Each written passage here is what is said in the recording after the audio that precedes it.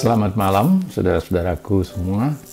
Kita berjumpa kembali dalam doa malam Kamis 8 April 2021. Saat ini saya sudah berada di Jakarta kembali, berada di rumah, dan rekaman ini dibuat di ruang kerja saya di Jakarta. Mari kita awali dengan doa kita. Kita berdoa. Ya Allah, sabdamu abadi menjadi suluh bagi langkah kami. Terangilah jalan kami ya Tuhan, dan kami siap menerima sabdamu. Amin.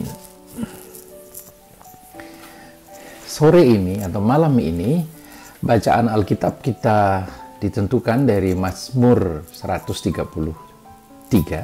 Mazmur 133. Hanya 3 ayat saja Mazmur ini. Demikian. Nyanyian ziarah Daud. Sungguh alangkah baiknya dan indahnya apabila saudara-saudara diam bersama dengan rukun. Seperti minyak yang baik di atas kepala meleleh ke janggut, yang meleleh ke janggut Harun dan ke leher jubahnya. Seperti embun gunung Hermon yang turun ke atas gunung-gunung Sion. Sebab kesanalah Tuhan memerintahkan berkat kehidupan untuk selama-lamanya. Nah, saudara-saudara sekalian, pada zamannya, pada masa itu, Mazmur 113 selalu dinyanyikan oleh umat dalam perjalanan mendaki menuju ke Bait Suci yang letaknya di atas bukit. Lokasi yang lebih tinggi itu ibarat mahkota dari kota Yerusalem, dan di sanalah umat bersama-sama beribadah kepada Allah. Allah dari nenek moyang mereka, Allah dari Abraham, Ishak, dan Yakub. Allah yang berjanji untuk senantiasa menyertai umatnya. Dan di dalam Mazmur ini diwartakan tentang berkat dan kehidupan serta kerukunan dalam iman kepada Allah. Tema kehidupan dan kerukunan mengalir dalam Mazmur ini. Dan gambaran yang dipergunakan ialah minyak dan air embun, atau embun yang mengumpulkan atau yang menjatuhkan air yang menjadi sumber kehidupan. Minyak dalam tradisi keyahudian digunakan sebagai tanda untuk meneguhkan keterpilihan seseorang di dalam karya besar Allah. Para imam diteguhkan dengan menuangkan minyak di atas kepala mereka. Daud pada waktu masih menjadi gembala dipilih untuk menggantikan Raja Saul oleh Tuhan, dan tanda pemilihan itu dilakukan dengan penuangan minyak di atas kepalanya oleh Imam Samuel. Ada kisah tentang minyak yang ditumpahkan sebagai penghormatan, dituangkan di atas kaki Yesus oleh seorang perempuan sebagai penghormatan untuk penguburannya yang masih akan terjadi. Sementara embun, air hujan dan salju yang mengalir dari Gunung Hermon yang letaknya di hulu lembah Sungai Yordan, mengairi lahan-lahan pertanian di lembah sepanjang sungai itu. Daerah itu cukup kering dan gersang, karena itu air yang langka sangat dirasakan sebagai pembawa pembaruan dan pembawa kehidupan. Gambaran tentang daya hidup dan daya pembaruan yang sangat simbolik.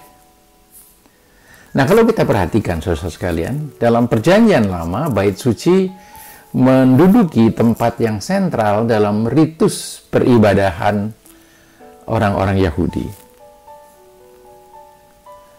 Di dalam Perjanjian Baru, peristiwa Paskah lah yang merupakan pusat pewartaan kabar sukacita atau kabar Injil. Nah, dari peristiwa Paskah, kabar sukacita itu seperti mengalir, tersebar ke seluruh dunia. Kebangkitan Yesus Kristus mengubah kematian atau ketidakpercayaan menjadi kehidupan atau iman, percaya.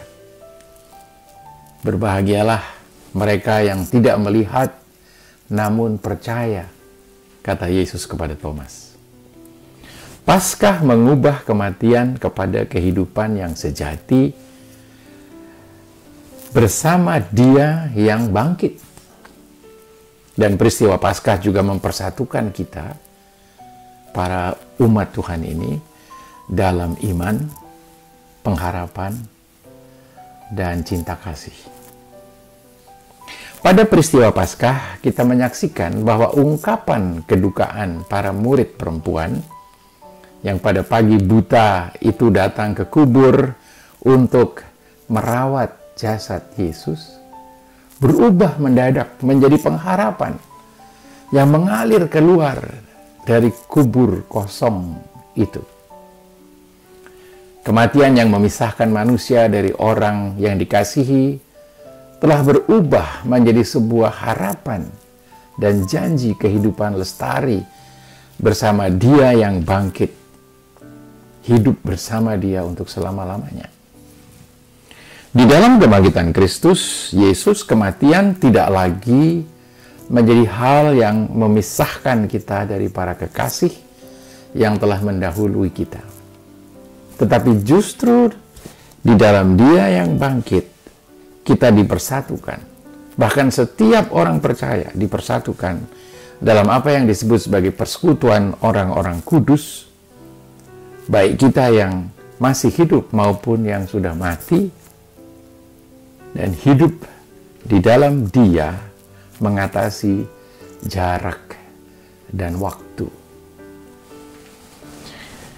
Pada masa ketika pandemi ini menyebabkan kita harus berhadapan dengan beragam kesulitan, Mazmur 133 menjadi bagaikan air yang mengairi tanah yang kering.